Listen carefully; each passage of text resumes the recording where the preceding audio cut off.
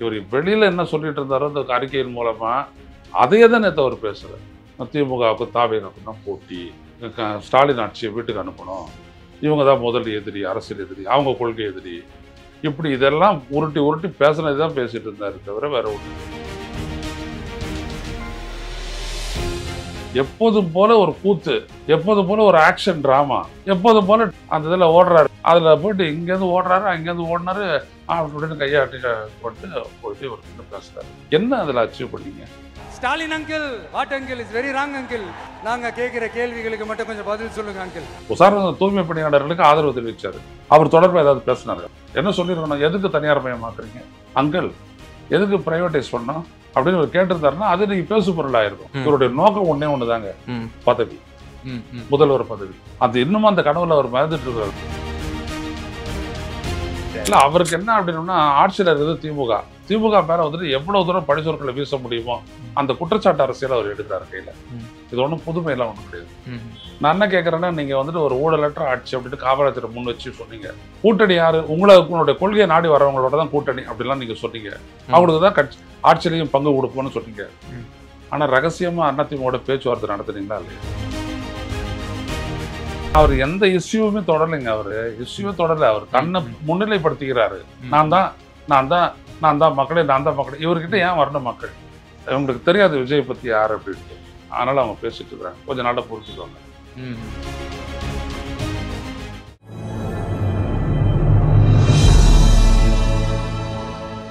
Tamil news பார்வையாளர்களுக்கு அன்பு வணக்கம். இன்றைய சிறப்பு நேர்காணலில் நம்மோடு இணைந்திருக்கும் சிறப்பு விருந்தினர் மூத்த பத்திரிகையாளர் மரியாதைக்குரிய திரு ஐயநாதன் சார். சார் வணக்கம். வணக்கம் சார். திரு விஜய் அவர்கள் நேற்று தினம் அந்த 2வது மாநில மாநாட்டில் ஃபயரி ஸ்பீச் 35 மினிட்ஸு பயங்கரமாக பல விஷயங்கள் பேசினாங்க. அஇஅதிமுகவை இதுவரை விமர்சனம் செய்யலைன்னு சொன்னதில் வந்து பல விஷயங்கள் வந்து பேசியிருக்கிறாரு. இந்த முழு பேச்சை நீங்கள் ஒரு முன்னாள் தாவேகாவோட ஆதரவாளராக எப்படி பார்க்குறீங்க? ரொம்ப ஒரு இலக்கற்ற பேச்சா பார்க்குறேன். அக்டோபரில் நடந்த போன ஆண்டு அக்டோபர் 27ஆம் தேதி நடந்த விக்கிரவாண்டி முதல் மாநாட்டில் அந்த மாநாட்டுக்கு ஒரு நோக்கம் இருந்தது, கொள்கை பிரகடன மாநாடு.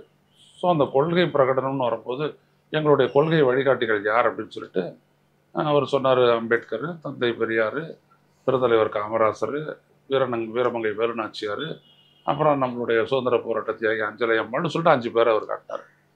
அது மட்டும் இல்லாத அது கொள்கை பாதையில் அவர் வரும்போது அரசியலை பொறுத்த வரைக்கும் கொள்கை எதிரி பாஜக, அரசியல் எதிரி திமுக அப்படின்னாரு. அதுக்கப்புறம் இன்னொரு இடத்துல போயிட்டு அவர் கூட்டணி பற்றி சொன்னார். இப்படி பல்வேறுபட்ட விடயங்கள் அவர் பேசும்போது எல்லாமே வந்துட்டு பார்த்தீங்கன்னா தமிழ்நாட்டு மக்களுக்கு ஒரு சிறந்த செய்தியாக போச்சு. ஒரு புதிய கட்சி, ஒரு மாற்று அரசியலுக்கு நான் வரேன்னு சொல்லியிருக்கக்கூடிய ஒரு கட்சி, நம்மளுக்கு அறிமுகமான ஒரு நடிகர், அவர் ரொம்ப அழகாக வந்துட்டு கொண்டு சொல்கிறார் அப்படின்னு தமிழ்நாட்டு மக்கள்கிட்ட ஒரு ஈர்ப்பு உண்டாச்சு. அது ஒரு பெரிய விவாத பொருளாச்சு. அது ஒரு விடயம் மட்டும்தான் தப்பான விடயம், பாசிசம் பாயாசம் அப்படின்னு சொல்லி ஒரு ஒப்பீடு பண்ணது தான் வந்துட்டு பெருசாக போச்சு. அது கூட முறியடிச்சிட்டோம் நாங்கள்லாம், அதெல்லாம் ஒரு பெரிய விஷயம் அப்படின்ற மாதிரி. அந்த மாதிரி பெருசாக ஆகுது. அந்த மாநாடு தொடர்பாக சொன்ன விடயங்கள் வந்துட்டு டிசம்பர் வரைக்கும் பேசு பொருளாக ஊடகங்களில் பேசு பொருளாக இருந்துச்சு, விவாத பொருளாக இருந்துச்சு, அந்த மாதிரி இருந்துச்சு. அதுக்கப்புறம் பார்த்தீங்கன்னா இவருடைய செயல்பாடே ஒன்றுமே கிடையாது இந்த 10 மாத காலத்தில். எக்ஸப்ட் இந்த அஜித் குமாரனுடைய அந்த பரந்தூர் தான். பரந்தூர் முக்கியமானது. அது அஜித் குமார்லாம் வந்துட்டு ஸ்டண்ட்டு அதெல்லாம் போயிட்டு வந்துட்டு பண்ணும்போது அது இருந்துச்சு. அதுக்கப்புறம் இப்போ இந்த மாநாட்டில் அப்படியான ஒரு இலக்கே அவருக்கு இல்லை. இவர் வெளியில் என்ன சொல்லிட்டு இருந்தாரோ அந்த அறிக்கையின் மூலமாக அதையே தான் நேற்று அவர் பேசுகிறார். திமுகவுக்கும் தாவேகாவுக்கும் தான் போட்டி, ஸ்டாலின் ஆட்சியை வீட்டுக்கு அனுப்பணும், இவங்க தான் முதல் எதிரி, அரசியல் எதிரி, அவங்க கொள்கை எதிரி, இப்படி இதெல்லாம் உருட்டி உருட்டி பேசுனது தான் பேசிட்டு இருந்தாரு தவிர வேற ஒன்றும் கிடையாது. ரெண்டாவது ஒரு முக்கியமான ஒரு விஷயத்தை நீங்கள் பார்க்கணும். ஒரு மாநாடு அப்படின்றது வந்துட்டு என்ன அப்படின்னோம்னா, இவ்வளோ மக்களை கூட்டி இவ்வளோ பெரிய மாநாடு இவ்வளோ செலவு பண்ணி பண்ணுறது, அதுலேருந்து அந்த நாட்டு மக்களுக்கு என்ன செய்தி போகுதுன்றதான் ரொம்ப முக்கியம். அப்போ நான் உங்களை கேட்குறேன், நேற்று என்ன செய்தி? இதுதான். எல்லாரும் 2-3 நிமிடம் தான் பேசுனாங்க, அவர் மட்டும் 35 நிமிஷம் பேசினாரு. அந்த ஆக்ரோஷமாக பேசினார் அப்படின்றதுனா நடிப்பு. அதுக்கெல்லாம் அங்கே இடமே கிடையாது. ஒரு மாநாட்டில் நான்லாம் வந்துட்டு பல அரசியல் மாநாடுகளில் நான் கலந்துட்டு இருக்கேன். மாநாடு அப்படின்றது எந்த வழி பாதையில் வந்துட்டு இந்த கட்சி பயணிக்க போகுது, இயக்கம் பயணிக்க போகுது, பல்வேறுபட்ட பிரச்சனைகளை எப்படி எதிர்கொண்டு தீர்வு காண போகுது அப்படின்றத ஒரு தீர்மானமாக விளக்கி பேசிட்டு ஒரு தீர்மானத்தையும் விளக்கி ஒரு கட்சிக்காரர் பேசுவார். கடைசியில் தீர்மானம் நிறைவேறும், எல்லாரும் கரகோஷம் போட்டு அதை ஆதரிப்பாங்க. இப்படி வரும். அதுவே ஒரு நாள் ஃபுல்லாக போகும். அப்படிலாம் இங்கே எதுவுமே இல்லை இவரதுல. எப்போதும் போல ஒரு கூத்து, எப்போதும் போல ஒரு ஆக்ஷன் டிராமா, எப்போதும் போல அந்த இதில் ஓடுறாரு. ஆமாம், அதில் போயிட்டு இங்கேருந்து ஓடுறாரு, அங்கேருந்து ஓடினாரு, அப்படின்னு கையாட்டி இது பண்ணிட்டு போயிட்டு இவர் என்ன பேசுறாரு. என்ன அதில் அச்சீவ் பண்ணீங்க?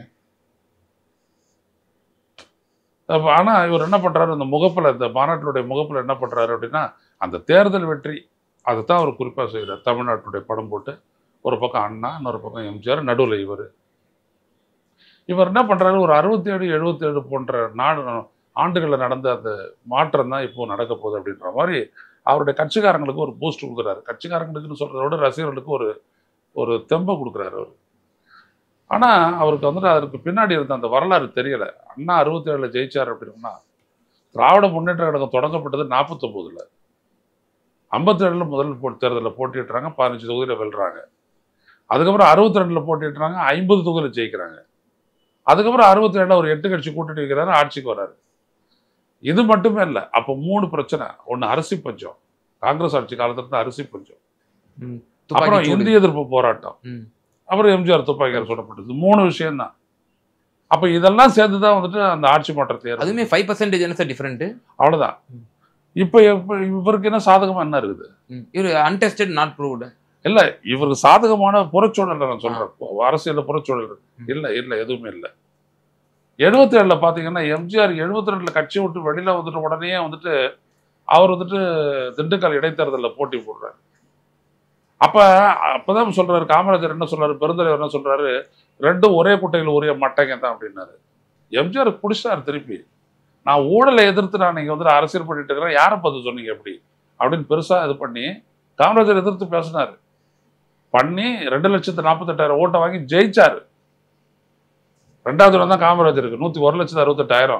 3வது இடம் திமுக 90,000 ஓட்டு. நீங்க எம்ஜிஆரையும் காமராஜர் எடுத்து ஒன்ன கிளப் பண்றீங்க.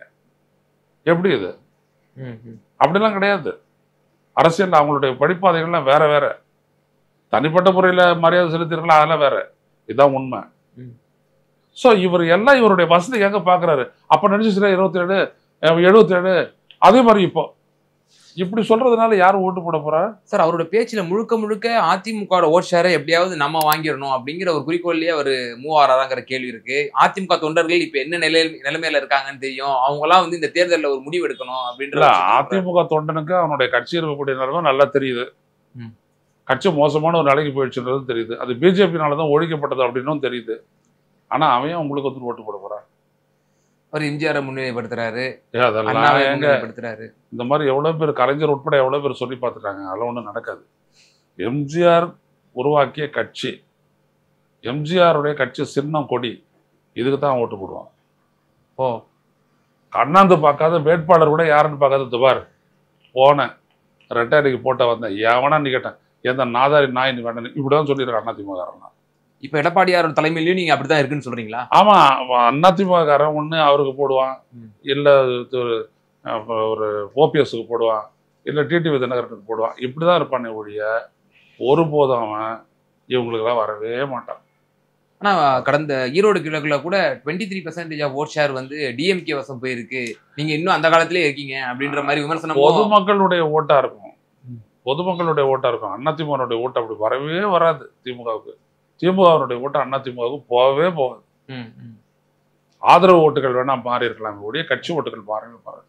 ஓகே, இப்போ இந்த மாநாட்டுக்கு பிறகு பண்டூட்டி ராமச்சந்திரன் வந்து ஆதரவு தெரிவிக்கிறாரு இந்த மாநாட்டுக்கு. அதே போல எங்க வீட்டு பிள்ளை தான் வந்து விஜய் அப்படின்னு சொல்லி அம்மையார் பிரேமலதா வந்து சொல்றாங்க.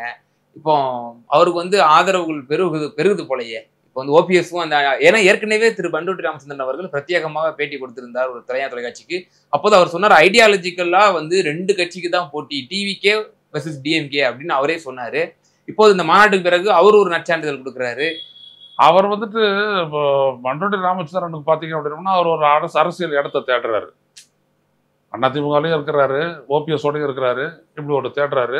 அவர் ஓபிஎஸ் விஜய் கூட்டணி வரணும்னு அவர் முயற்சிக்கிறாரு. அந்த மாதிரியான ஒரு இடத்த தான் அவர் போறாரு. அவர் அவங்களுக்கு தெரியாது விஜய் பத்தி யார் அப்படின்ட்டு, அதனால அவங்க பேசிட்டு இருக்கிறாங்க. கொஞ்ச நாள புரிஞ்சுக்குவாங்க. ஓ, நீங்க அங்க இருந்தவருங்கிற அடிப்படையில வந்து நீங்க அவங்களை எச்சரிக்கை இல்ல, அவங்களுடைய அரசியலை நான் பார்த்துருக்கிறேன். எனக்கு நல்லா தெரியும் விஜய் கூட இருந்து அரசியல் பண்றவங்க யாரு என்னன்றது தெரியும். அது விஜய் கூட அந்த அளவுக்கு புரிதல் இருக்காது. எனக்கு அவங்கள பத்தி நல்ல புரிதல் உண்டு. ஏன் இந்த அந்த அளவுக்கு ஒரு விஜய் வந்து ஒரு தமிழன் அப்படின்னு நினைக்கலாம். ஆனா அவன் கூட இருக்கிறவங்க யாரும் அப்படிலாம் கிடையாது. அந்த உணர்வு கிடையாதுன்றீங்க. தமிழ்நாடு தமிழர்களுக்கே கிஞ்சித்தம் கிடையாது. எழுதி வச்சுங்க. இவருடைய தொண்டர்கள், இவருடைய கட்சிக்காரங்க, இவருடைய ரசிகர்கள் பக்கா அவங்க அவரோட நிற்கிறாங்க. அவ்வளவுதான். அவரை இவர் அரசியல் படுத்த தவறிட்டாரு. சும்மா ஓட்டிக்கிட்டு இருக்காரு அவங்கள வச்சுக்கிட்டு. இவ்வளவுதான். இப்போ இவர் நம்பி இப்போ இந்த மாநாட்டுக்கு பிறகு கூட்டணிகள் யாரேனும் வந்து வருவதற்கான சேர்வதற்கான வாய்ப்புகள் இருக்குன்னு நீங்க நினைக்கிறீங்க? ஜெயிக்கக்கூடிய சாத்தியக்கூறு உருவாகும் போது தான் ஒரு கட்சியோட இன்னொரு கட்சி வந்து கூட்டணி சேரும். அதுக்கான பாசிபிலிட்டி விஜய்க்கு இருக்கா? இப்போ இவ்வளவு காலம் 30% ஓட்டு இருக்குது பிஜேபி அதிமுக அணிக்கு. ஏன் யாரும் வரல சார்? உதாரணம் சொல்றேன். 2021 வந்து கமலஹாசன் தலைமையிலேயே ஒரு அணி அமைஞ்சிச்சு இல்லை சார்? தேமுதிக அதுல வந்து பார்ட்டிசிபேட் பண்ணாங்க. சரத்குமார் பார்ட்டிசிபேட் பண்ணாரு. அப்போ ஒரு ஜஸ்ட் ஒரு 4% நாடாளுமன்ற தேர்தலில் வாங்கின கமலஹாசனுக்கு வந்து ஒரு தலைமையில ஒரு கூட்டணி அமையும் பொழுது விஜய்ங்கிற ஒரு இவ்வளோ பெரிய ஒரு லட்சக்கணக்கான மக்களை கூட்டி இருக்கிறாரு. அவருடைய ஈர்ப்பு சக்தி இருக்கு. இதை ஒரு கருத்தில் கொண்டு ஒரு சில கட்சிகள் இணைவதற்கான வாய்ப்புகள் இல்லைன்னு நினைக்கிறீங்களா? வேற வழி இல்லை. அதனால அவங்க என்ன போறாங்க. போக்கிட வேற எதுவும் இல்லை. அதனால அவங்க எல்லாம் போயிட்டு அப்படி சேர்ந்தாங்க. அதுதான் காரணம் ஒழிய வேற ஒரு காரணம் கிடையாது. இன்னொன்னு நான் சொல்ல வரேன். வெற்றி அப்படின்ற ஒரு வாய்ப்பை வச்சுதான் கூட்டணிக்கே போவாங்க. வெற்றின்ற ஒரு வாய்ப்பு பிஜேபிக்கு இது தாவேக்காக்கு எங்க இருக்குது? இருந்தா அவங்க கூட்டணிக்கு வருவாங்க. இல்லாட்டி வரமாட்டாங்க. இப்போ அவருடைய இந்த பாஜக எதிர்ப்பு மற்றும் திராவிட முன்னேற்ற கழகத்தினுடைய எதிர்ப்பு குறிப்பாக இந்த அந்த மாநாட்டில் அதிகமாக ஃபுல் அண்ட் ஃபுல் வந்து அந்த ஸ்டாலின் அங்கிள்னு சொல்லி பேசினதா இருக்கட்டும், அவருடைய அந்த புரிதல் தன்மை, அவருடைய அந்த பேச்சு, அவர் எந்த இடத்துலயுமே ஒரு இஷ்யூக்கே வரல. அவருடைய விமர்சனங்களுக்கெல்லாம் பதில், அவருக்கு மீதான விமர்சனங்களுக்கெல்லாம் பதில் சொல்லிட்டு இருக்காரு. அதுக்கெல்லாம் மாநாடுனுடைய நோக்கமே வேற. கட்சியை வந்துட்டு ஆட்சி பிடிக்கணும் அப்படின்னோம்னா கட்சியை அந்த அளவுக்கு அவர் வந்துட்டு ஊக்கப்படுத்தி செயல்பட வைக்கணும், தொண்டர்களை செயல்பட வைக்கணும். அது கிடையாது. அவரை திட்டினவங்க, அவரை விமர்சிச்சவங்க அதுதான் பதில் சொல்லிட்டு இருக்காரு. அவரு ஒரு இஷ்யூ கூட எடுத்து பேசல. அவரு உதாரணம் தூய்மை பணியாளர்களுக்கு ஆதரவு தெரிவிச்சாரு. அவர் தொடர்பா ஏதாவது பேசினாரு? அவரு என்ன சொல்லிருக்கணும்? எதுக்கு தனியார் மயமாக்குறீங்க அங்கிள், எதுக்கு பிரைவேடைஸ் பண்ணோம் அப்படின்னு ஒரு கேட்டிருந்தாருன்னா அது நீங்க பேசு பொருளாயிருக்கும். அது உங்களுக்கு ஒரு ப்ரெஷர் அப்படிலாம் கிடையாது. இவருடைய நோக்கம் ஒன்னே ஒண்ணுதாங்க, பதவி, முதல்வர் பதவி. அது இன்னும் அந்த கனவுல அவர் மறந்துட்டு இருக்கிறது தான் ஆச்சரியமா இருக்குது. அவ்வளவுதான், வேற எதுவுமே கிடையாது. இப்போ அதிமுகவும் இப்போ டேரிங்கா இப்போ வந்து விமர்சனம் பண்ண ஆரம்பிச்சிட்டாங்க. காலையில வந்து ஆர்பி உதயகுமார் இப்போ விமர்சனத்தை முன் வச்சாரு. திரு எடப்பாடியார் அவர்கள் பேர் குறிப்பிடாமல் விமர்சனங்கள் எல்லாம் வச்சாரு. இப்போ அதிமுக ஒரு முடிவு எடுத்துட்டாங்களா? தாவேக்காவோட நிலைமை நமக்கு தெரிஞ்சு போச்சு, இவ்வளவுதான் எக்ஸ்போஸ் ஆயிட்டாங்க மாநாடு நடத்தி, இனிமே நம்ம அவங்க வேணாம் என்ன நிலையில அவங்க பிஜேபியோட இருக்காங்க. பிஜேபி வந்துட்டு எவ்வளவு இடம் கேக்குதுன்ற போதுதான் அவங்களுடைய கூட்டணி வந்துட்டு நிலைக்குமா நீடிக்குமான்றது தெரியும். அப்ப வந்துட்டு அப்ப கூட அவன் சேர்த்துக்கலாம். அதிமுகவோட தாவேக்கா போடலாம். ஏன்னா விஜய் ரெடியா இருக்கிறாரு ஒரு கூட்டணிக்கு. அதனால அது அப்படி போலாம். ஆனா தன்னை முதலமைச்சரா முன்னிலைப்படுத்துறாரு அவரு. அவர் எப்படி சார் எடப்பாடியார் வந்து முதலமைச்சரா முன்னிலைப்படுத்த சொல்றாரு? அவ்வளவுதான். அவருக்கு தெரியாத அவர் யதார்த்த நிலை என்னன்ட்டு. இவ்வளவு காலத்துக்கு அப்புறம் முதல்ல நினைச்சிட்டு இருந்தாரு, இப்போ தெரியாது அவருக்கு யதார்த்த நிலை என்னன்ட்டு. அதனால மாறிடுவாரு. இப்போ அவரு ஒரு நேரட்டிவ் செட் பண்றாருல்ல சார், டிஎம்கே பாஜகவோடு வந்து கள்ள தொடர்பு, ஒரு மறைமுக அண்டர்ஸ்டாண்டிங்ல இருக்கு அப்படின்ற மாதிரி ஒரு நேரட்டிவ் தொடர்ந்து செட் பண்றாரு. நீங்க வந்து கருப்பு பலன் ஊட்டிங்க எதிர்கட்சியா இருக்கும்போது, ஆளுங்கட்சியா வந்தப்போ வெள்ளை கொடை பிடிச்சிட்டீங்க அப்படின்ற மாதிரியும் விமர்சனத்தை முன்வைக்கிறாரு. இல்ல, அவருக்கு என்ன அப்படின்னா ஆட்சியில் இருக்குது திமுக மேல வந்துட்டு எவ்வளவு தூரம் பழிசொற்களை வீச முடியுமோ அந்த குற்றச்சாட்டு அரசியல் அவர் எடுக்கிறாரு கையில. இது ஒன்றும் புதுமையெல்லாம் ஒன்றும் கிடையாது.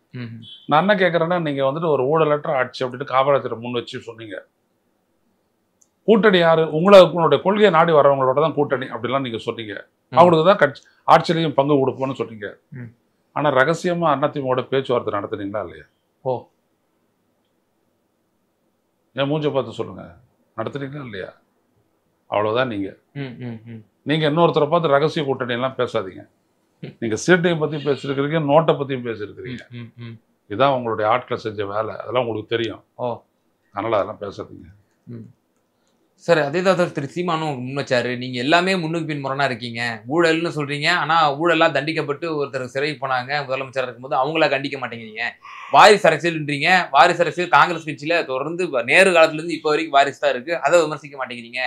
நீங்க ஒரு சந்தர்ப்பவாதி, உங்க கொள்கையே கிடையாது அப்படின்னு சொல்லி டேரிங்கா போட்டு அவரும் இல்லைங்க. அவர் எந்த இஷ்யூவுமே தொடரலைங்க. அவரு இஷ்யூவே தொடரல. அவர் தன்னை முன்னிலைப்படுத்திக்கிறாரு. நான் தான் மக்களே, நான் தான் மக்களே. இவர்கிட்ட ஏன் வரணும் மக்கள்? ஸோ இஷ்யூ பேஸ்டு எந்த இப்போ அரசியல் பண்ணல. பண்ணல. இப்போ இன்னைக்கு நாடு முழுவதும் கண்ணுட்டு இருக்கிற விஷயம் என்னது? ஓட்டு வாக்கு திருட்டு. ஆமா, அது ராகுல் காந்தி வச்சார். அதை பத்தி அவர் எதுவுமே பேசல. ஆனா தீர்மானத்தை கொண்டு வந்துருக்காங்க சார். என்னன்னு 6 தீர்மானங்கள் வந்து போடப்பட்டிருக்கு. என்ன இருக்குது? அதுல வந்து குறிப்பா போட்டிருக்காங்க, சுதந்திரமான மற்றும் நியாயமான முறையில் தேர்தல் நடைபெறுவதை உறுதி செய்ய வேண்டும் என்ற ஒரு தீர்மானம். என்னங்க அது? அதான் இல்லையே. நீ கருத்து சொல்லணும்ல. அதுல கருத்து சொல்லல. அப்புறம் இது பீகார்ல நடக்கக்கூடிய எஸ்ஐஆர் ஸ்பெஷல் இன்டென்சிவ் எதுவுமே இல்லைங்க. இதான் பிஜேபி எதிர்ப்பு வருது. இவர் ஒருபோதும் பிஜேபி எதிர்க்க மாட்டாருங்க. எழுதி வச்சுங்க. தாவேகா தொண்டர்களுக்கு சொல்றேன், ஒருபோதும் விஜய் பிஜேபியை எதிர்க்க மாட்டார். நேத்து ஒரு பிரதமரை பேர் சொல்லி கடுமையா விமர்சனம் பண்ணாரு. தமாஷுங்க இதெல்லாம். இஸ்லாமியர்களுக்கு எதிராக வந்து ஆட்சி செய்துதான் வந்திருக்கீங்களா அப்படின்னு அதெல்லாம் சொல்லுவாரு. பாருங்க, நீங்க போக போக தெரியும். இவ்வளவு பெரிய மக்கள் சம்பந்தப்பட்ட பிரச்சனைகள்லயே அவங்களுடைய அந்த இஷ்யூ அவர் பேசல அப்படின்னோம்னா அதுக்கப்புறம் எதிர்காலத்துல இவர் எப்படி இருப்பாருன்றத பார்த்து.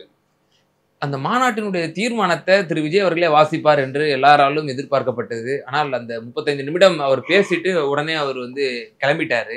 பிறகு மாநாடு அந்த தீர்மானங்கள்லாம் வந்து பிரஸுக்கு தான் கொடுத்தாங்க அப்படின்னு நம்ம கருத்துல பார்க்கணும். அந்த அளவுக்கு அவர் ஒரு அரசியல்வாதியா இல்லை.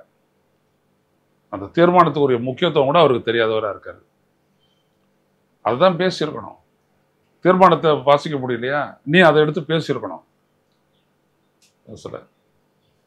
அவ்வளவுதான். அவருடைய அரசியல் முதிர்ச்சி அவ்வளவுதான், அல்லது அரசியல் வளர்ச்சி அவ்வளவுதான். இப்ப இப்படியே போச்சுன்னா தாவேகாவுடைய நிலைமை இப்ப சட்டமன்ற தேர்தலில் தனிச்சு நிக்கிற மாதிரி தான் ஒரு நிலைமை வரும் அப்படின்ற மாதிரி தான் உங்களுடைய பேச்சுல இருந்து நான் உள்வாங்கிக்கிறேன். அப்படி நின்றாரு அப்படின்னு சொன்னா இவர் நிறைய விமர்சனங்களை சந்திப்பாருங்க. சீமான் ஒரு பக்கம், அதிமுக ஒரு பக்கம், திமுக பிஜேபி ஒரு பக்கம். திமுக பேசவே மாட்டாங்க. கில்லிங் இன் சைலன்ஸ் பண்ணுவானுங்க. ஆமா, திமுக இவங்களை பத்தி பேசவே மாட்டாங்க. இவரை கவலைப்பட மாட்டாங்க, விட்டுருவாங்க அப்படியே. ஓகே, அதான் அது நீங்க நேரு சொல்லியிருக்காரு பாருங்க, உங்களுக்கான பதில மக்கள் கொடுப்பாங்கன்ற. அவ்வளவுதான். அது அப்படிதான் அவர் போவார். இப்போ இந்த 6 தீர்மானங்கள் நீங்க பார்த்துருப்பீங்க. அந்த தீர்மானங்கள்லாம் ஓரளவு இஷ்யூஸ் அட்ரஸ் பண்ற மாதிரி இருந்துச்சா, இல்ல அது வந்து மேம்போக்கா வந்து ஏதோ ஒரு அரசியலுக்காக எங்க இஷ்யூ இருக்குதுன்னு அங்க காட்டலையே. தீர்மானத்தை நேம் பண்றாங்க, இஷ்யூ எங்க இருக்குது இல்ல. பரந்தூர் சம்பந்தமாக கொடுக்கப்பட்டிருக்கு. அது இந்த வாக்கு வந்து எலெக்ஷன் சரியா நடத்தப்படணும் அப்படின்னு சொல்லப்பட்டிருக்கு. மீனவர்களுடைய விவகாரம் பத்தி பேசப்பட்டிருக்கு. ஆணவ படுகொலைக்கு தனி சட்டம் வந்து இயற்றப்படணும்னு சொல்லப்பட்டிருக்கு. அப்புறம் பெண் குழந்தைகளுக்கு பெண்களுக்கு உரிய பாதுகாப்பு வழங்கணும் அப்படின்னு சொல்லப்பட்டிருக்கு. டிஎன்பிஎஸ் அதை மட்டும் பேசுறாரு. ஒன்றும் இல்லைங்க. ஒரு தீர்மானம் அப்படின்றது என்னன்னா, ஒரு மாநாட்டில் அந்த தீர்மானத்தினுடைய இஷ்யூ என்னது அது பேசணும். விழாவாரியா பேசிட்டு அதில் என்ன விதமான தீர்வு இருக்கு, என்ன விதமான தீர்வு காணணும் அப்படின்ட்டு சொல்லி வலியுறுத்தி தீர்மானம் போடணும். அந்த தீர்மானத்தை படிக்கிறத அந்த மாநாட்டில் இருக்கிற எல்லாரும் வந்துட்டு அப்ரூவ் பண்ணணும். அதான் தீர்மானம் நிறைவேறிச்சுன்னு அர்த்தம். அப்படி எதுவுமே செய்யலே இருங்க. சும்மா நீங்கள் அவுட்லைன் மட்டும் காட்டுறீங்க. இதை பற்றி தீர்மானம், இதை பற்றி தீர்மானம், இதை பற்றி. It is of no use. Okay, so cinema கவர்ச்சியை வைத்து இந்த அரசியலில் புகுந்து நாம் ஒரு சாதித்திடலாம் என்று ஆழம் தெரியாமல் காலை விட்டு விட்டார். தற்போது அதை அனுபவித்துக் கொண்டிருக்கிறார் என்ற ஒரு கருத்தை. ஆமா, டிராமா தான் நேற்று அவர் போட்டது. ஓகே, நிச்சயமா சார். திரு விஜய் அவர்களுடைய இந்த மாநாடு சம்பந்தமாகவும் அவருடைய இந்த அரசியல் சம்பந்தமாகவும் பல கருத்துக்களை எங்க நேரில் பதிவு செஞ்சு ரொம்ப நன்றி.